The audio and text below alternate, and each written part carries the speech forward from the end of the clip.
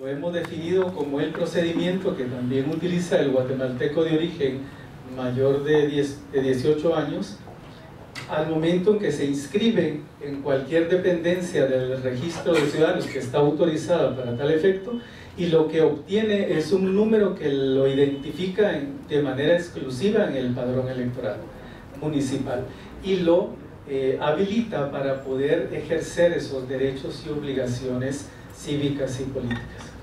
Por un lado, la inscripción es el trámite ante el registro de ciudadanos, y el empadronamiento lo que obtiene es un número que lo identifica de forma exclusiva en el padrón electoral y lo habilita para poder ejercer esos derechos y obligaciones que tiene cívicas y políticas. ¿Cómo se realizó este proceso? En ese tiempo se realizó un empadronamiento generalizado y fue del 10 de noviembre de 1983 al 10 de mayo de 1984. Lo que se utilizaban en ese tiempo eran máquinas de escribir mecánicas. El documento que se solicitó fue la cédula de vecindad y se instalaron centros de empadronamiento en establecimientos educativos. Aquí hubo una característica importante de este proceso, que fue la primera fase de empadronamiento, porque esa constancia de inscripción se le entregó de forma inmediata a los ciudadanos. Y fue esta. Aquí traigo la número 1, ¿verdad? Que fue en ese tiempo. Esta tiene fecha 14 de noviembre de 1983, ¿verdad? Y el número de la inscripción o del empadronamiento estaba en la parte superior derecha del documento. Entonces el ciudadano llegaba a los centros de empadronamiento y se le entregaba de forma inmediata su constancia. Y ya van a ver por qué les menciono tanto esto, porque después cambió el procedimiento, ¿verdad? Alguna experiencia hubo en esta primera fase, pero como era un trámite obligatorio y había un plazo de 6 meses, había que hacerlo de esta forma. En las cédulas se colocaba un sellito, ¿verdad?, que únicamente tenía el número de empadronamiento que le correspondía a la persona, y en este caso el 226 es el número que le correspondía al empadronador, era para ubicar quién era el que lo había realizado. Era lo único, se entregaba la constancia y se colocaba este número de empadronamiento en la cédula de vecindad.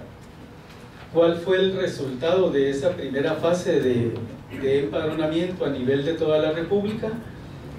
Ciudadanos alfabetos, varones y mujeres, un total de 1.590.421, analfabetos, varones y mujeres, 963.581, para dar un total de 2.554.002 ciudadanos empadronados en esa primera fase de empadronamiento.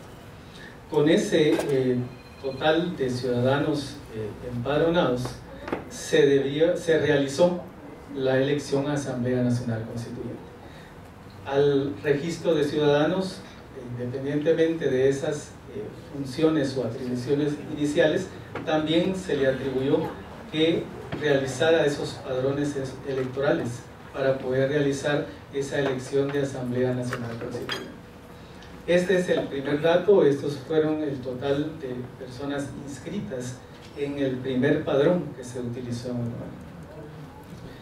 Se lleva a cabo la elección a Asamblea Nacional Constituyente mediante Decreto Ley 3-84. Algunos datos: la celebración de las elecciones fueron el 1 de julio de 1984.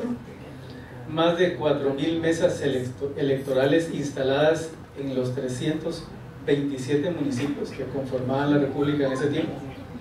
Y los padrones tenían 650 ciudadanos asignados a ese padrón de mesa. Se lleva a cabo la elección y los resultados fueron los que ustedes ven ahí. Hubo votos válidos 1.035.554, también votos en blanco 158.866, votos nulos 300.513, para un total de sufragios de 1.994.933, que significó un 78% de los 2 millones y más de 2 millones que estaban inscritos.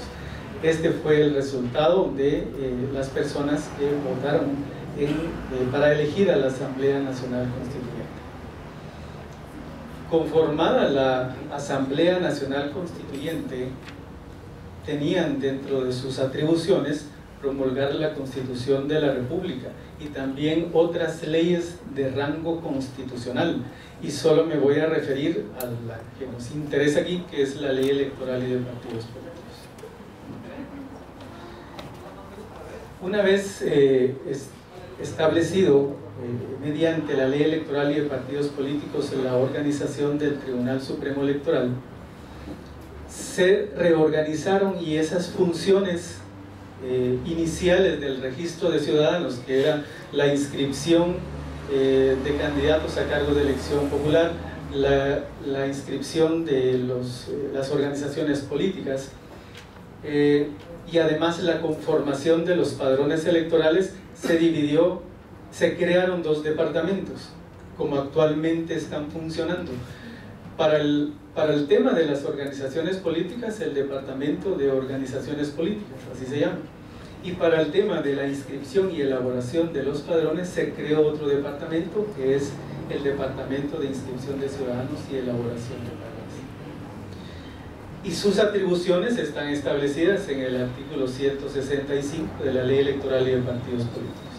Entre esas atribuciones está, conjuntamente con informática, proveer los registros de electores a los ciudadanos, facilitar la inscripción de ciudadanos en el Distrito Central, llevar a cabo la inscripción de ciudadanos, supervisar la actividad de empadronamiento que se realiza en las delegaciones departamentales y las subdelegaciones municipales, porque ya también el registro de ciudadanos ubicó un puesto de empadronamiento, digamos, en las cabeceras departamentales y municipales, y a eso le denominan delegaciones y subdelegaciones. De esta forma quedó organizado, y esa actividad, digamos, de inscribir y de elaborar los padrones o ir sumando las personas que se empadronan a ese padrón inicial, ya le corresponde a este Departamento de Inscripción de Ciudadanos y Elaboración de Padrones.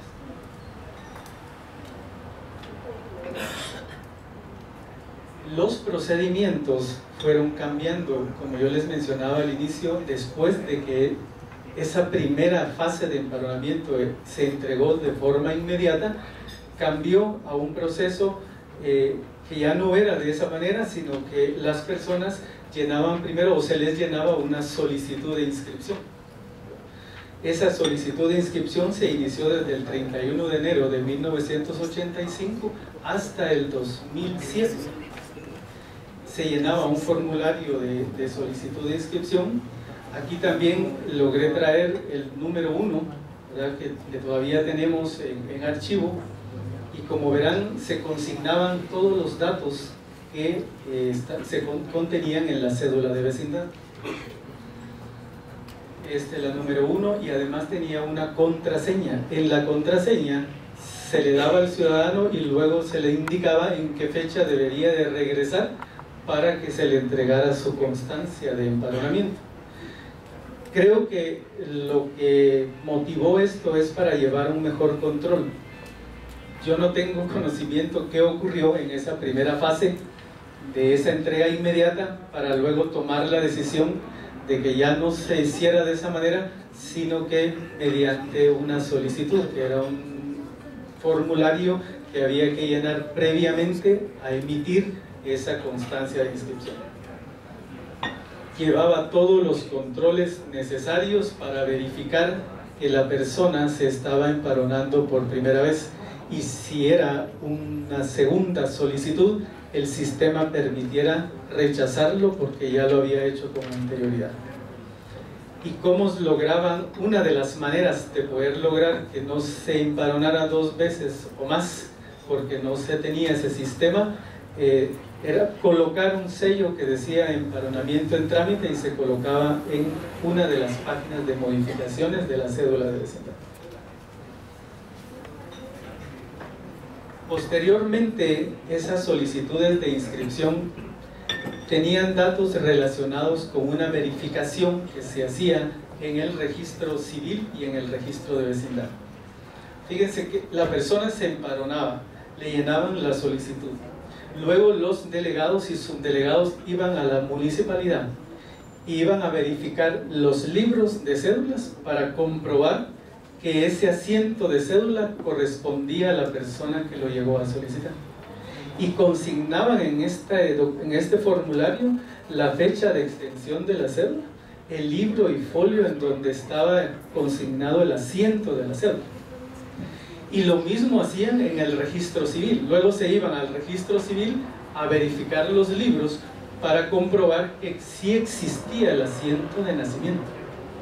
Y consignaban aquí el número de libro, el número de la partida de nacimiento, el número de folio y la fecha en que fue asentado el asiento de nacimiento.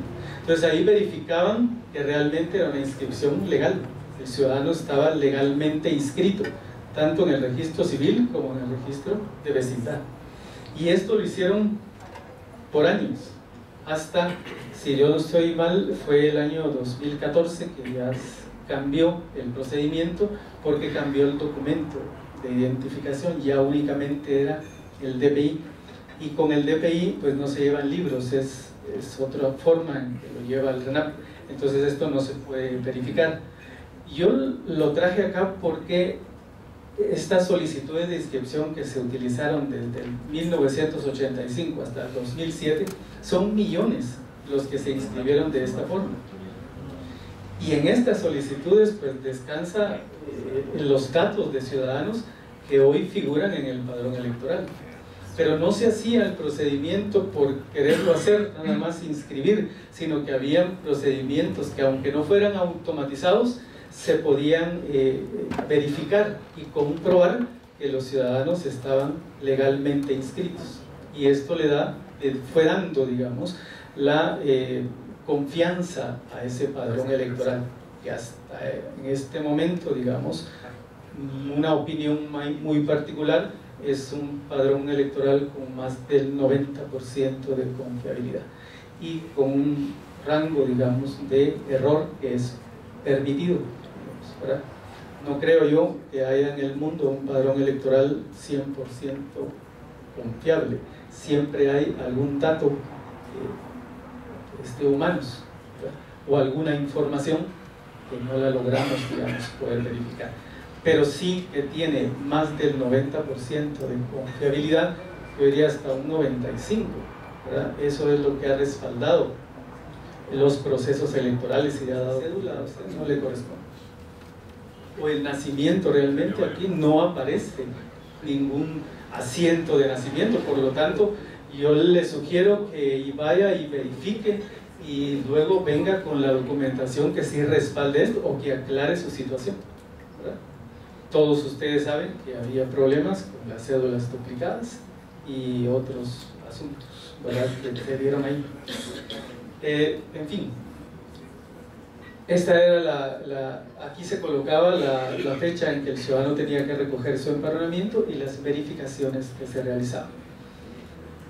Se sacaban estos listados, tal vez algunos recordarán, si estuvieron en informática hace muchos años, estos eran los listados que se emitían, porque permitía que cuando el ciudadano llegaba estaba el número de solicitud en esta columna y a la par el número de empadronamiento que le correspondía, entonces lo buscaban y se lo entregaban al ciudadano. El sello de empadronamiento fue modificándose, ya no solo estaba el número de empadronamiento, sino que se colocó también el municipio, el departamento donde le correspondía votar.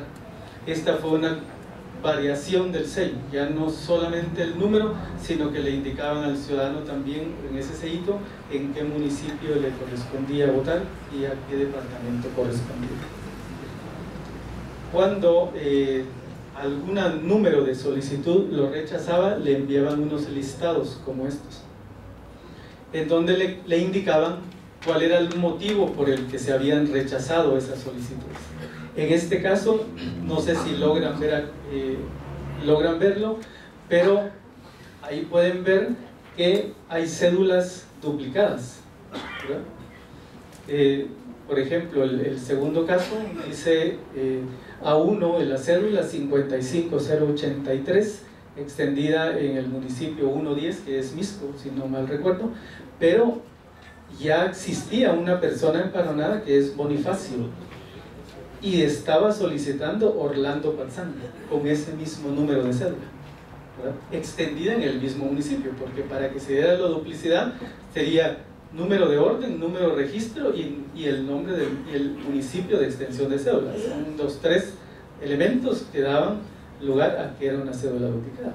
Entonces, cuando llegaba don Orlando, se le decía, mire, ya está una persona inscrita que es don Bonifacio y tiene el mismo número de cédula suya y ya está empadronado. Entonces aquí a usted le corresponde verificar en la municipalidad cuál es su situación, o le corresponde a don Bonifacio o a usted. Pero la solicitud, ¿verdad?, de don Orlando estaba rechazada, no era procesada, ¿verdad? Y ahí tenemos tres casos y así salían para distintos municipios, ¿verdad? Entonces no se procesaban. Luego fueron cambiando los procedimientos. Durante el año 2008 ya se empezó a implementar el procedimiento automatizado de empadronamiento, pero se hacía mediante la cédula de vecindad, todavía porque estaba vigente. Ya eran con equipos de cómputo, ya fue una entrega inmediata de la constancia de inscripción, ¿verdad? Y este procedimiento concluyó hasta el año 2010. O sea, no tiene el tribunal tanto tiempo de haber automatizado sus delegaciones y subdelegaciones, ¿verdad? Es muy reciente. Pero lo que yo quiero recalcar es que el anterior proceso, aunque fuera con máquinas mecánicas y de la forma en como se realizó, le daba plena seguridad a los procesos de inscripción y de conformación del padrón electoral. Se fueron automatizando por la necesidad de entregarle al ciudadano de forma inmediata su empadronamiento. Algunos ciudadanos, cuando se les entregaba la contraseña, probablemente ya no regresaban, o regresaban 2 días o 3 días antes de la celebración de un proceso electoral, que se les podía entregar, desde luego. Pero se empezaron a automatizar a partir del 2008. Continuó un tercer procedimiento que también es automatizado durante el año 2011 al 23 de agosto del 2013, pero ya con 2 documentos. Uno, la cédula de vecindad, y también el DPI, ¿verdad? Los sistemas tenían que irse modificando porque así indicaba la ley. Ya habían 2 documentos vigentes y el sistema tenía que dar esa opción de poder inscribir a ambos ciudadanos que presentaran documentos distintos. Actualmente continúa el procedimiento automatizado de empadronamiento con el único documento de identificación, que es el DPI. Salvo algunas situaciones muy especiales, que alguien llegue con una cédula, pero tendría que llegar también con un formulario en donde está tramitando ese documento personal de identificación, y tendríamos que verificar cuál es el motivo por el que aún no se le entrega su DPI. Pero en realidad son situaciones muy aisladas, ¿verdad? En realidad son mínimas, casi que no se presentan. Entonces el sistema actual únicamente está adecuado para poder empadronar y actualizar datos con el DPI, y el trámite es personal. Ahí traigo una pantalla en donde pueden ustedes verificar que está el nombre de la persona, ¿verdad? Está también el número de quit del DPI, ¿verdad? El número de la boleta, así le llaman en el registro de ciudadanos, boleta, pero es el número de empadronamiento. Entonces, cuando el ciudadano se presenta, yo puedo verificar sus nombres, su apellido, también el número de quit del DPI, el número de empadronamiento, si tuvo una cédula, cuál era la que tenía. En este caso es una T21 que es de Jalapa, ¿verdad? Y puedo verificar la fecha de nacimiento. Además, puedo verificar la fotografía, que ya me permite estar seguro de que es la persona interesada la que está haciendo el trámite. Si fuera uno diferente, ahí ya no hago ningún proceso, ¿verdad? Y tendría que verificar si alguien llevó el DPI de otra, aunque no ha ocurrido, pero podría ocurrir. Lo que les muestro acá es que hay medidas, procedimientos para antes de hacer algún proceso de inscripción o de modificación, yo puedo verificar antes si la persona está empadronada, y si ya lo estuviera, puedo verificar que sea realmente el interesado el que está ahí presente. También hay una página que a mí me permite visualizar los datos que corresponden al DPI, como la fecha de emisión, la fecha del número de serie de ese DPI, el número de CUI del DPI, también los datos del ciudadano, los nombres, apellidos, la fecha de nacimiento del ciudadano, el lugar de residencia y también el número de empadronamiento, cuándo se emitió, en qué fecha se hizo alguna modificación. Esto me lo da también el sistema. Como pueden ver, es un sistema que nos está dando bastante seguridad y que permite que puedan emitirse los padrones de forma más segura y darse plena seguridad cuando se realizan los procesos electorales. La constancia actual que se le entrega al ciudadano, ¿por qué se las traigo? Porque en el artículo, si no estoy mal, el artículo 8, y lo voy a verificar, de la ley electoral, dice que la calidad de ciudadanos se puede acreditar mediante el documento que entrega el registro de ciudadanos. ¿Y cuál es el documento? De la constancia de inscripción. Este es el documento, y la ley electoral dice que así acreditamos nuestra calidad de ciudadanos guatemaltecos. Tiene el número de empadronamiento, tiene el nombre de la persona y el número de CUI del DPI, el lugar de votación, que ya se le agregó otro dato más porque ya se agrega la zona de votación, ¿verdad? Y el número del centro de votación. Desde el momento que yo llego me dicen: usted votará en la zona 8 de Villanueva y su centro de votación será el número 15.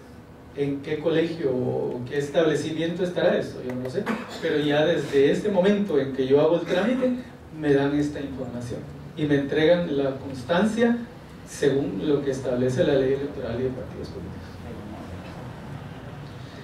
Las reposiciones, cuando algún ciudadano pierde su documento, la única variante es que dice reposición, y ahí todos los datos son iguales al anterior, y tiene una copia, que es el registro de electores que también establece la ley electoral, que es el control que tenemos que llevar conjuntamente con el Departamento de Informática, ahora la Dirección de Informática.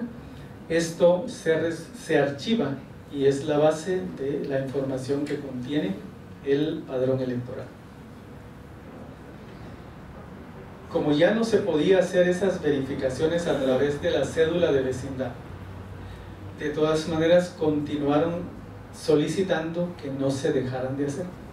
El hecho de haber pasado de un procedimiento por solicitudes a uno ya automatizado, pues no dejó que es decir, no se dejó de continuar con esa verificación en el registro civil y vecindad. Dijeron que sigan haciéndolo porque realmente era un procedimiento que le daba el respaldo legal a esas inscripciones. Y entonces los delegados y subdelegados las copias las trasladaban siempre a las municipalidades y verificaban los datos del registro civil y los datos del registro de vecindad.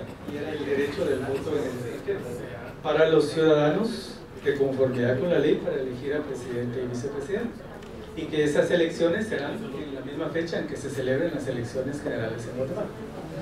Ahora, el tribunal considero que debe tener cierta discreción, digamos, de dónde lo va a hacer, porque hacerlo a nivel de todos los países del mundo, creo yo que no lo podría hacer. Yo quiero solamente decirle que existen, por ejemplo, elementos de racionalidad operativa y económica, digamos, que lo que aconsejan es un tratamiento ponderado sobre su viabilidad.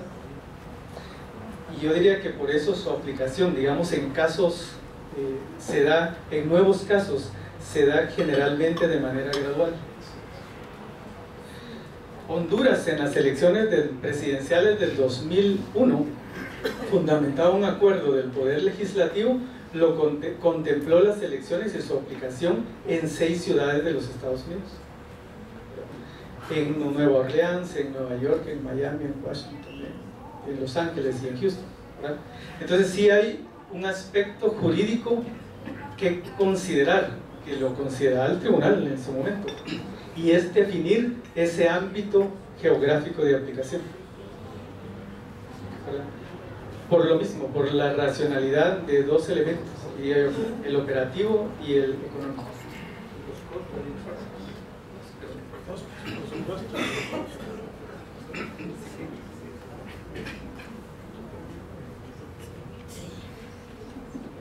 Bueno, sí, en primer término, pues ya el expositor ya respondía en cuanto a la frase que la persona que me antecedió decía que estaba mal utilizada, y en efecto está contemplado en el artículo 1 del decreto 26/2016, que como bien decía el expositor, reformó el 12 de la ley electoral. Ahora, creo que sí es un poquito delicado decir que quedará a discreción del Tribunal Supremo Electoral definir quién y dónde se va a poder ejercer ese derecho a elegir, que es un derecho constitucional. Entonces, sí creo que hay que ser un poquito cuidadosos cuando se menciona esto, porque dar la discreción al tribunal para poder definir quién vota y quién no en el extranjero, o dónde se vota y dónde no se vota en el extranjero, sí es de entrada vulnerar contra los derechos inherentes y constitucionales de las personas, es decir, de los ciudadanos guatemaltecos que tenemos derecho a elegir.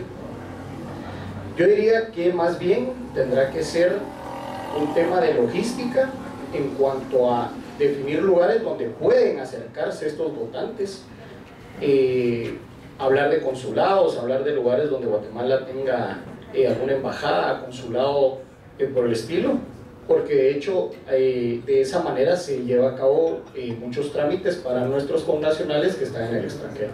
Entonces solamente eso creo que está claro, ya lo dijo el expositor, si es para todos los guatemaltecos que están en el extranjero, pero también dejar claro que limitar a qué ciudadanos se les permite ese derecho o limitar el espacio físico no es correcto. Entonces creo que la logística, sí, señor expositor, será establecer en dónde se encuentran esos lugares de votación donde pueden acercarse, pero no limitar el derecho a los ciudadanos guatemaltecos. Sí, muchas gracias. Era mi opinión en relación a esta situación, es decir, si el tribunal tendrá esa capacidad económica para hacerlo y a nivel de todos los países en donde se encontrarán ciudadanos guatemaltecos, ¿verdad? Era mi punto de vista, si tendría la capacidad para poder hacerlo. Si puede, digamos, en algún momento colocar 30, 40 mesas electorales, por ejemplo, en Los Ángeles, ¿verdad? O más, si tiene esa capacidad para hacerlo, y todo lo demás que hay que ver en ese sentido, porque no es solo de que al tribunal le permitan a través de los consulados, por ejemplo, que es donde se han hecho las coordinaciones en otros países, colocar ahí los centros, digamos, ¿verdad? Es mi opinión, no sé cuál será la decisión realmente del tribunal, es solo mi decisión, mi opinión, porque decía yo que hay un aspecto jurídico que hay que considerar y es definir ese ámbito geográfico de aplicación. Y les ponía el ejemplo de Honduras, ¿verdad? Pero obviamente ya serán las autoridades de la institución las que verán cuál es el procedimiento pues, más adecuado para esto. Yo diría que es un poco complicado el aspecto económico para poderlo implementar en todos los países, ¿verdad? Pero bueno, esperaremos qué indica o cuál es lo que va a indicar el reglamento en relación al procedimiento que van a utilizar, tanto la modalidad para inscribir como la modalidad para efectuar el voto. Disculpe. Solo como duda, ¿tienen algún cálculo de cuántas personas podrían ejercer el voto en el extranjero? Sí, fíjese que se han hablado de algunos datos, 2 millones de personas más o menos, pero lo que ocurre aquí es que debe haber un paso inicial y es saber pues, cuántos son los que están y luego si están ya documentados, si tienen su DPI. De ahí tendríamos que partir, ¿verdad? Porque las personas tendrían que acudir a inscribirse con su documento de identificación. Entonces nos pueden decir hay 2 millones, pero ¿será que los 2 millones están documentados, tienen su DPI o no? Es parte de la información que se está tratando de obtener, ¿verdad? ¿Cuántos son? Y luego pues si están ya documentados por el Registro Nacional de las Personas, ¿verdad? Seguimos con esto que no es prácticamente empezar ahí un poquito, ¿verdad? Pero continuando con este tema, también aquí hay otros plazos para la inscripción de ciudadanos que está dentro del contenido de estos temas. Uno es el artículo 9 de la Ley Electoral y de Partidos Políticos, que habla de la anticipación necesaria. Entonces, para poder hacer valer esos derechos políticos y cívicos, es necesario estar inscrito con una anticipación de 3 meses. Este artículo no lo modificaron. El artículo 6 del reglamento habla de la suspensión del empadronamiento. Y aquí en la suspensión sí tendrá que establecer el tribunal qué mecanismo, ¿verdad? Porque hay un párrafo del artículo 224 que dice que el padrón electoral se cierra 120 días antes. Entonces, si ellos van a tomar en consideración esos 120 días para suspender el empadronamiento 120 días antes, o considerarán este 9 que habla de una anticipación necesaria, aunque a mi criterio ahí dice que no menor de 90 días, o sea que puede ser antes, ¿verdad? Yo pensaría, pero es mi criterio, que podría hacerse hasta el cierre del empadronamiento, que son los 120 días, pero será el tribunal quien establezca en ese sentido, porque si hay la anticipación necesaria, que no la modificaron, habla de no menor de 3 meses inscribirse en el registro de ciudadanos para poder ejercer los derechos. Y el 224 reformado dice que el padrón se cierra 120 días antes a las elecciones, ¿verdad? Entonces, ¿cómo quedará esta suspensión de empadronamiento? ¿Verdad? Que ya establecerán el mecanismo, ¿verdad? Continuamos. Como un resumen de este primer tema, un año después, les comentaba yo que un año después del golpe militar, se crea el Tribunal Supremo Electoral mediante Decreto Ley 30-83, como una institución con la máxima autoridad en materia electoral, una institución con autonomía, con presencia en toda la República y no supeditado a organismo alguno del Estado. Nace también a la vida jurídica el registro de ciudadanos mediante Decreto Ley 31-83, con las funciones iniciales de inscripción, fiscalización y funcionamiento de las organizaciones políticas y la inscripción de candidatos a cargos de elección popular. Creados el tribunal y el registro de ciudadanos como una dependencia técnica del tribunal, se lleva a cabo la inscripción y el empadronamiento mediante el Decreto Ley 138-83. Con estos ciudadanos inscritos se lleva a cabo la elección a Asamblea Nacional Constituyente mediante Decreto Ley 384. Conformado la Asamblea Nacional Constituyente, tiene dentro de sus atribuciones promulgar la Constitución de la República de Guatemala y una ley de rango constitucional como es la Ley Electoral y de Partidos Políticos. Y en ese Decreto Ley 1-85 pues, descansa pues, el quehacer y el funcionamiento del Tribunal Supremo Electoral.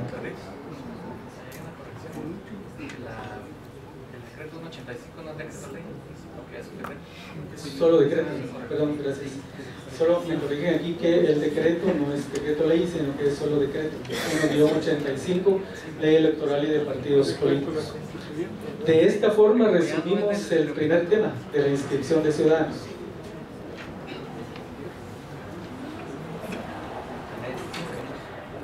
Del municipio y del lugar poblado. Así se va a conformar o se han conformado los padrones electorales. pero se adicionaron se reforman los últimos dos artículos, dos párrafos del artículo 224. Y solamente quiero mencionarles del plazo, que dice que el tribunal tendrá un plazo no menor de 90 días previos a las elecciones para indicar en dónde se encuentran las localidades donde van a estar ubicadas las juntas receptoras de votos. Entonces dice también que esa información será de carácter público y deberán contar con ellas las delegaciones y subdelegaciones del registro de ciudadanos. Además dice que el padrón electoral se va a preparar con base a los datos de los ciudadanos inscritos, ¿verdad? Y deberá mantenerse actualizado. Y aquí es donde les digo que esta parte que dice que el padrón electoral se cierra 120 días previos a la realización de las elecciones, ¿verdad? Entonces tendrán que determinar, ¿verdad?, en relación a lo que dice el 9, que habla de la anticipación. El artículo 225 de la Ley Electoral y Partidos Políticos también se reformó. Solo quiero mencionar algunos aspectos relacionados con el padrón electoral. Que dice que la impresión, publicidad y gratuidad del padrón electoral. El padrón electoral debe estar depurado entre la primera y segunda semana del mes de abril del año en que se celebren las elecciones, ¿verdad?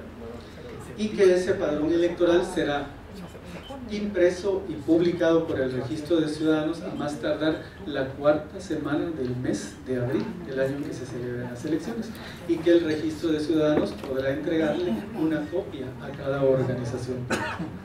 En realidad, en relación a la conformación del padrón electoral, lo que tiene el tribunal aquí es que se reducen los tiempos, pero son actividades que siempre las ha hecho. Ahora tendremos menos tiempo porque la convocatoria es en el mes de enero y las elecciones pues serán un día domingo del mes de junio, ¿verdad? Entonces los tiempos empiezan a reducirse, ¿verdad? Eso es, digamos, lo que tiene el tribunal ahora, pero por lo demás son actividades que siempre ha hecho, con excepción del voto en el extranjero y del control de medios. La fiscalización de alguna manera la ha realizado.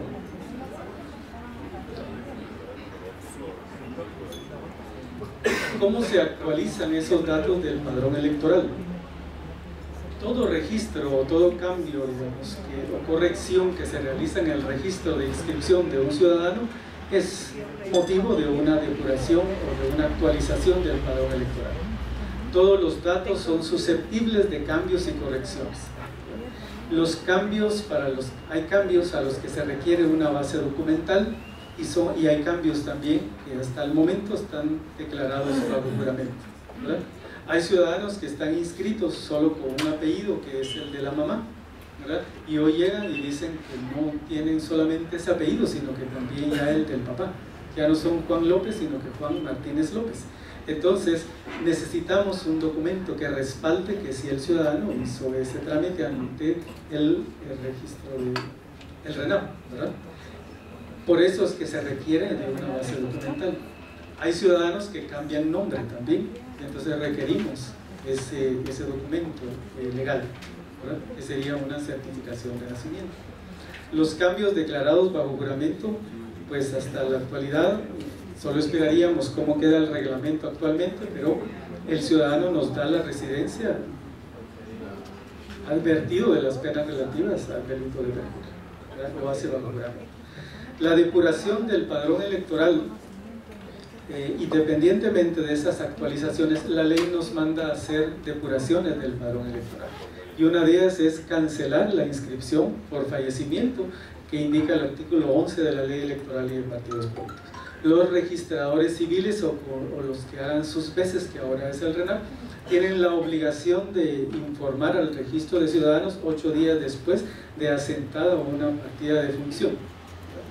Y con base a esos avisos, el registro de ciudadanos hace la cancelación de esos números si las personas estuvieran empadronadas. ¿Qué nos envía el RENAP?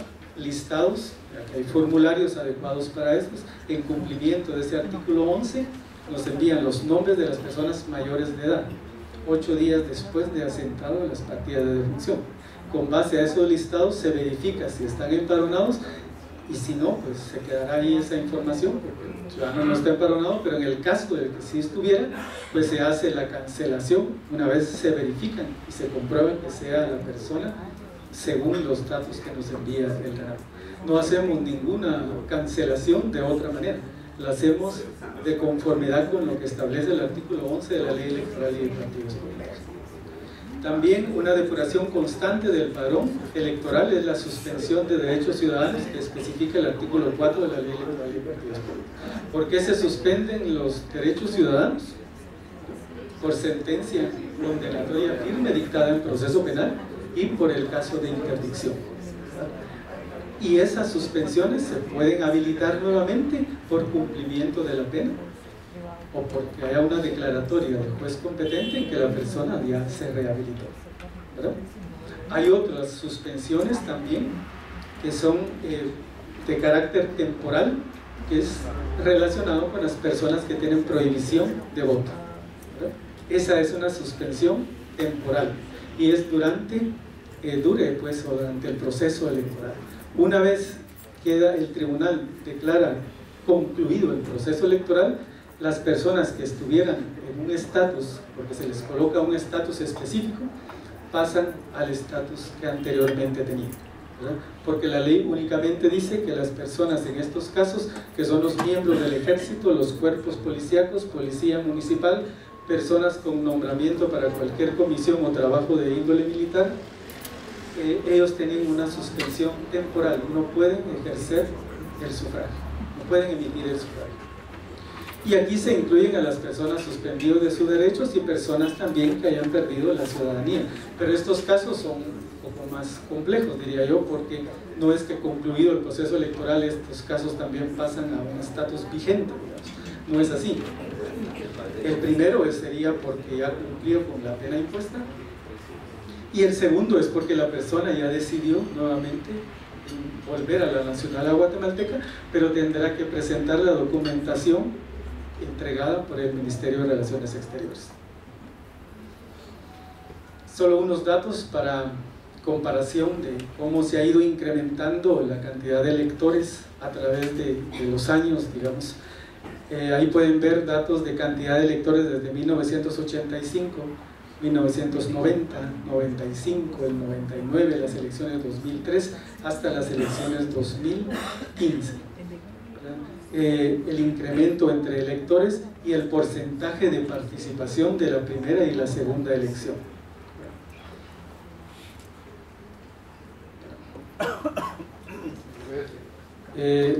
Como pueden ver, la primera elección presidencial del 2015 pues tiene un porcentaje alto, y considero que ha sido el más alto que hay, ¿verdad? Por lo demás son muy similares, y la cantidad pues de inscritos del 2011 al 2015 también bajó a 216.032, porque creo que aquí se dio un fenómeno más de actualización. Las personas llegaban a actualizar su DPI, ¿verdad? Y obviamente tuvimos primeras inscripciones, pero no fueron tantas como en el 2011. Cantidad de ciudadanos empadronados según género también desde las elecciones de 1985 hasta las del 2015. Pueden ver en los últimos casos, digamos, en donde el mayor porcentaje lo tiene mujeres, hay mayor porcentaje de personas inscritas. En el 2011 fue un 50.9% y de varones un 49.1%. En el 2015 también hubo mayor participación de mujeres, que es 53.92% contra el 46.8%. Se incentivó más la participación de la mujer y de los jóvenes, y esto creo que dio ese resultado. Actualmente, al 31 de mayo del 2016, la cantidad de personas empadronadas, y ahí pueden ver que están divididas según un rango de edad, y el mayor porcentaje lo tienen jóvenes de 18 años a 35. De 18 a 25 es un 17%, que es más de 1 millón de de ciudadanos inscritos, de 26 a 30 un 14% que tiene también más de 1 millón de inscritos, y de 31 a 35 pues 986,000, que es un 13%, y así hasta llegar a ciudadanos mayores de 71 años. O sea, el fuerte del padrón lo tienen los jóvenes de 18 a 35 años. 3 millones, más de 3 millones, digamos, de ciudadanos inscritos son jóvenes en esas edades. De 36 a 40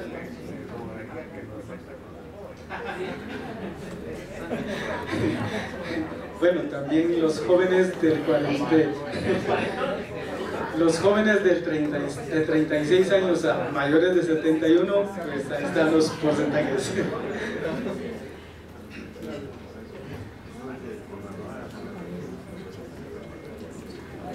Ciudadanos empadronados al 31 de mayo, alfabetos hombres y mujeres, analfabetos hombres y mujeres, y un total de ambos de 7.515.800. Pueden ver que en algunos casos ahí no hay, digamos, pareciera como que no se inscribieron tantos, pero recuérdense que pueden decir, mire, llegaron 1 millón a empadronarse, entonces debería haber 1 millón ahí, pero cuando llega ese millón, después, por seguir cumpliendo con aspectos legales, hay que hacer la depuración por suspensiones, por aspectos legales, y también la cancelación por fallecimiento y algún otro tipo de suspensiones. Entonces eso es lo que baja esa cantidad de personas inscritas.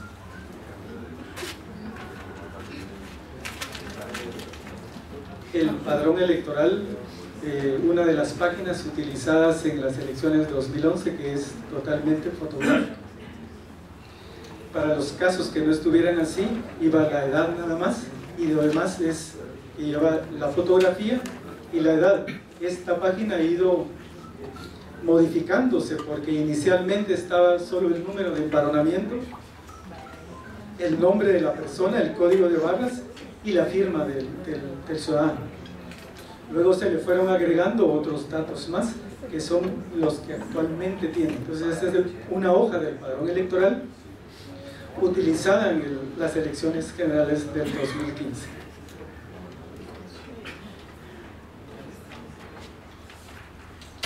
En relación a los dos temas es lo único que les traigo. Hablar un poquito de los antecedentes, de la importancia que tiene tanto el proceso de inscripción de ciudadanos como el padrón electoral, porque ahí descansa realmente los padrones que se utilizarán en las elecciones para efectos de ya el proceso puramente electoral. Así es que yo únicamente esto es lo que les traigo. Espero que les ayude en este diplomado de democracia y procesos electorales. Cualquier duda, cualquier situación, pues me pueden contactar en el Tribunal Supremo Electoral.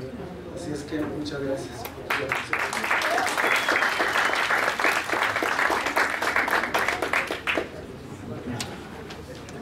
Sí.